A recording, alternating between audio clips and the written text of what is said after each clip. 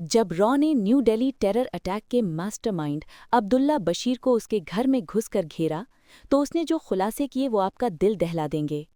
साल था 2018। सुबह के लगभग 4 बजे थे। दिल्ली की ठंडी हवा में सायरनों की आवाज़ नहीं थी, कोई गोली नहीं चली थी, कोई धमाका नहीं हुआ था। लेकिन अगर उस सुबह सिर्फ कुछ घंटे की देरी हो जाती, तो शायद पूरा देश आज एक और तारीख को काले दिन के रूप में याद कर रहा होता। एक नौजवान लड़का साधारण कपड़ों में एक छोटे से कमरे में बैठा हुआ अपने मोबाइल फोन की स्क्रीन पर बार बार एक ही तस्वीर देख रहा था। दिल्ली का एक भीड़-भाड़ वाला इलाका, और उसी पल बाहर खड़ी एक टीम धीरे धीरे सीढ़ियां चढ़ रही थी। दरवाज़ा खुला और एक आवाज़ आई, पुलिस, हिलना मत। उस लड़के का नाम था अब्दुल्ला बशीर, और जो हमला वो करने वाला था वो बस कुछ घंटों की दूरी पर था। आज की ये कहानी है उस आतंकी हमले की जो होने से ठीक पहले रोक लिया गया। हम आज जिस घटना की बात करने जा रहे हैं वो कोई फिल्मी कहानी नहीं है। ये भारत की सुरक्षा एजेंसियों द्वारा रोका गया एक वास्तविक और प्रमाणित आतंकी षड्यंत्र है। ये मामला साल 2018 का है और निशाना था राष्ट्रीय राजधानी क्षेत्र और उससे जुड़ा गणतंत्र दिवस का समय। लेकिन इस कहानी की शुरुआत उस सुबह से नहीं होती। इसकी शुरुआत होती है एक बिल्कुल आम दिखने वाले लड़के से, अब्दुल्ला बशीर। नाम सुनकर किसी को शक नहीं होता, न कोई आपराधिक रिकॉर्ड, न कोई बड़ी पहचान, न कोई आतंकी जैसा चेहरा। वो उत्तर प्रदेश के एक सामान्य इलाके में रहता था। छोटा सा परिवार, आसपास के लोग उसे सीधा साधा लड़का मानते थे। लेकिन उसके मोबाइल फोन के अंदर एक दूसरी दुनिया चल रही थी। भारत में आतंकी नेटवर्क आज सिर्फ हथियारों से नहीं चलते, वे चलते हैं चैट ग्रुप से, एन्क्रिप्टेड ऐप्स से, ऑनलाइन वीडियो से और वैचारिक ब्रेन वॉश से। यही रास्ता था जिससे अब्दुल्ला बशीर भी अंदर खींचा गया। धीरे धीरे उसे ऐसे ग्रुप्स में जोड़ा गया जहां दुनिया को 2 हिस्सों में बांट कर दिखाया जाता था, एक हम और एक वो। जहां भारत को एक दुश्मन देश के रूप में पेश किया जाता था, जहां हर वीडियो में यही सिखाया जाता था कि अगर कुछ बड़ा करना है तो खुद को कुर्बान करना पड़ेगा। यहीं से शुरू होती है उस खतरनाक सोच की ट्रेनिंग जिसे सुरक्षा एजेंसियां रेडिकलाइजेशन कहती हैं। लेकिन ये लड़का सिर्फ ऑनलाइन बातों तक सीमित नहीं रहा। धीरे धीरे वो उन लोगों के संपर्क में आया जो भारत के बाहर बैठे थे, जो उसे निर्देश दे रहे थे और जो साफ साफ कह रहे थे तुम्हें भारत में हमला करना है। योजना साफ थी। देश का सबसे संवेदनशील समय चुना गया था, गणतंत्र दिवस के आसपास का समय, जब देश भर में सुरक्षा व्यवस्था बेहद कड़ी रहती है, लेकिन भीड़ भी सबसे ज्यादा होती है। यही विरोधाभास आतंकियों के लिए मौका बन जाता है। अब्दुल्ला को जो निर्देश दिए गए थे उनमें एक बात बार बार दोहराई जाती थी कि रेकी जरूरी है, और यही वो गलती थी जिसने इस पूरे षड्यंत्र को उजागर कर दिया। अब्दुल्ला अपने फ़ोन में लगातार कुछ खास जगहों की तस्वीरें सेव कर रहा था। कुछ सड़कें, कुछ सार्वजनिक स्थल, कुछ सरकारी परिसरों के आसपास के इलाके। कौन सी गली में कैमरा है, कहाँ गार्ड बदलते हैं, किस वक्त भीड़ ज्यादा होती है। और इसी दौरान भारत की खुफिया एजेंसियों की नज़र एक अंतर्राष्ट्रीय ऑनलाइन नेटवर्क पर गई। कुछ संदिग्ध अकाउंट्स, कुछ विदेशी आईपी एड्रेस और कुछ ऐसे मैसेज जिनमें भारत से जुड़े लक्ष्य की बातें हो रही थीं। यहीं से इस केस में दिल्ली पुलिस की स्पेशल सेल की एंट्री होती है। स्पेशल सेल को पहले से ही इनपुट मिल रहे थे कि भारत में कुछ युवा लड़कों को ऑनलाइन प्लेटफॉर्म के जरिए कट्टरपंथी बनाया जा रहा है। जब उस नेटवर्क को ट्रैक किया गया तो एक नाम बार बार सामने आने लगा, अब्दुल्ला। शुरुआत में सिर्फ डिजिटल सर्वेलेंस था, उसके कॉल्स, उसके मैसेजेस, उसकी ऑनलाइन गतिविधियां। और जैसे जैसे डेटा इकट्ठा होता गया, तस्वीर और साफ होती चली गई।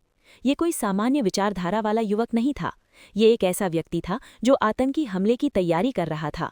सबसे चिंताजनक बात यह थी कि उसकी बातचीत में बार बार एक ही शब्द आ रहा था, जल्दी, टाइम कम है, जल्दी करना है, डेट बदल नहीं सकती। यानी योजना तैयार थी, अब सिर्फ उसे अंजाम देना बाकी था। जांच में ये भी सामने आया कि वो अपने संपर्कों को ये भरोसा दे चुका था कि मैं तैयार हूं, और यहीं से एजेंसियों के लिए खतरा कई गुना बढ़ गया। क्योंकि जब कोई व्यक्ति खुद को मरने के लिए तैयार कर लेता है तो उसे रोकना सबसे मुश्किल हो जाता है। अब सवाल था वो हमला कहाँ करने वाला था। जांच में सामने आया कि उसके फोन में राष्ट्रीय राजधानी क्षेत्र से जुड़ी कई लोकेशन सेव थीं, कुछ सार्वजनिक स्थल जहां आम नागरिकों की भारी भीड़ रहती है। ये कोई एक निश्चित जगह नहीं थी, बल्कि संभावित टारगेट्स की एक सूची थी। यानी अंतिम लक्ष्य परिस्थितियों के हिसाब से चुना जाना था। और यही बात इस केस को और खतरनाक बना देती है, क्योंकि अगर एक जगह सुरक्षित हो जाए तो दूसरी जगह। अब एजेंसियों के पास समय बहुत कम था। डिजिटल सर्वेलेंस से ये साफ हो गया था कि अब्दुल्ला जल्द ही अपनी लोकेशन बदलने वाला है। उसकी गतिविधियों में तेजी आ चुकी थी, और तभी एक मैसेज इंटरसेप्ट हुआ। एक छोटा सा वाक्य, अब देर नहीं कर सकते। यही वो पल था जब ऑपरेशन को तुरंत जमीनी स्तर पर उतारने का फैसला किया गया। स्पेशल सेल की टीम गुप्त रूप से उस इलाके में पहुंची जहां अब्दुल्ला मौजूद था। कोई सायरन नहीं, कोई बड़ी हलचल नहीं, क्योंकि अगर उसे जरा भी शक हो जाता तो वो उसी समय किसी और जगह निकल सकता था, या उससे भी बुरा, वो मौके पर ही कुछ कर सकता था। और अब हम लौटते हैं कहानी के उसी शुरुआती दृश्य पर। सुबह के लगभग 4 बजे टीम सीढ़ियां चढ़ती है, दरवाज़ा खटखटाया जाता है और कुछ ही सेकंड में अब्दुल्ला बशीर हिरासत में होता है। उस वक्त तक देश में प्रस्तावित हमले में सिर्फ कुछ घंटे बाकी थे। ये बात बाद में पूछताछ में सामने आई। जब उससे पूछा गया कि तुम कब हमला करने वाले थे, तो उसने जो समय बताया वो अगले ही दिन का था। यानी अगर उस रात उसकी गिरफ्तारी नहीं होती तो अगले कुछ घंटों में देश एक बड़े हमले की खबर सुन सकता था। अब गिरफ्तारी तो हो गई थी, लेकिन असली कहानी अब शुरू होती है।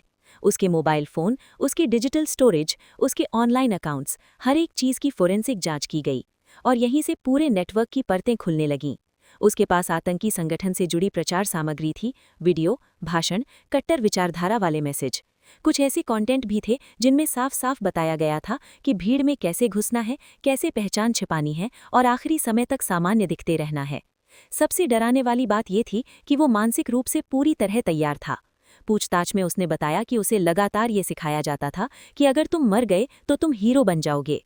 यानी हमला केवल रणनीति नहीं था, वो एक इमोशनल ब्रेन वॉश का नतीजा था।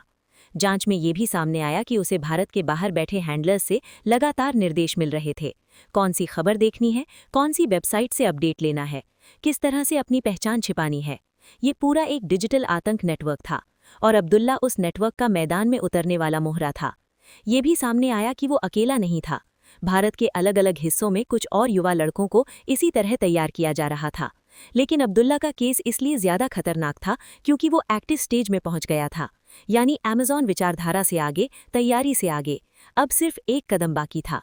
गिरफ्तारी के बाद स्पेशल सेल ने पूरे नेटवर्क को पीछे तक ट्रेस किया। कई डिजिटल अकाउंट्स बंद कराए गए, कई संदिग्ध संपर्कों को चिन्हित किया गया और सबसे बड़ी बात, एक ऐसा हमला टल गया जिसका शिकार कोई भी हो सकता था। ये कहानी हमें एक बहुत कड़वी सच्चाई बताती है।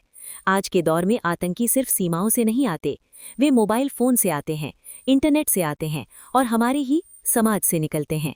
अब्दुल्ला किसी जंगल में छिपा हुआ आतंकी नहीं था। वो हमारे जैसे ही शहरों में रहता था, हमारे जैसे ही बाजारों में जाता था, हमारे जैसे ही कपड़े पहनता था। और यही बात इस केस को सबसे ज्यादा डरावना बनाती है, क्योंकि अगर एजेंसियों को वो एक छोटा सा डिजिटल सुराग नहीं मिलता, अगर उसे एक मैसेज पर ध्यान नहीं दिया जाता, तो शायद हम आज ये कहानी एक डॉक्यूमेंट्री की तरह नहीं, एक शोक संदेश की तरह सुनते। ये भी याद रखना जरूरी है कि ये केस किसी फिल्म की तरह एक हीरो पुलिस ऑफिसर की वजह से नहीं सुलझा। ये सुलझा डेटा एनालिस्ट से, साइबर एक्सपर्ट से, फील्ड इंटेलिजेंस से और कई गुमनाम अफसरों की टीम वर्क से। और यही आधुनिक आतंकवाद से लड़ने का तरीका है। जब इस केस की जानकारी मीडिया में आई तो बहुत कम लोगों ने इस पर ध्यान दिया, क्योंकि जब धमाका नहीं होता तो खबर भी छोटी हो जाती है। लेकिन सच ये है, रोक दिया गया हमला अक्सर किए गए हमले से कहीं बड़ी सफलता होता है। आज जब हम आराम से अपने घरों में बैठकर खबरें देखते हैं तो हमें शायद ये एहसास नहीं होता कि कई बार हमारी सुरक्षा उन फैसलों पर टिकी होती है जो आधी रात को बिना किसी कैमरे के सामने लिए जाते हैं। अब्दुल्ला बशीर का मामला आज भी सुरक्षा एजेंसियों के लिए एक केस स्टडी है कि कैसे एक अकेला व्यक्ति पूरे सिस्टम के लिए इतना बड़ा खतरा बन सकता है और कैसे एक छोटी सी डिजिटल चूक एक पूरे आतंकी प्लान को उजागर कर सकती है। लेकिन इस कहानी का सबसे बड़ा सवाल आज भी हमारे सामने खड़ा है। अगर एक युवक इतनी आसानी से कट्टरपंथी बनाया जा सकता है तो हम समाज के रूप में कहाँ चूक रहे हैं? क्या हम अपने आसपास बदलते व्यवहार को पहचान पाते हैं? क्या हम ऑनलाइन दुनिया की असल सच्चाई समझ पाते हैं? क्योंकि अगला अब्दुल्ला किसी और गली में हो सकता है, किसी और शहर में हो सकता है और किसी और मोबाइल स्क्रीन पर वही वीडियो देख रहा हो सकता है। आज की ये कहानी सिर्फ एक रोके गए हमले की नहीं है। ये उस अदृश्य लड़ाई की कहानी है जो हर दिन, हर रात बिना किसी शोर के हमारे देश के लिए लड़ी जाती है। और अगली बार जब आप गणतंत्र दिवस की परेड देखें, तिरंगे को लहराते हुए देखें, तो सिर्फ समारोह मत देखिए, उसके पीछे छिपी हजारों अनसुनी कहानियों को भी याद कीजिए, जिनमें से एक कहानी थी उस आतंकी हमले की जो होने से बस कुछ घंटे पहले रोक लिया गया।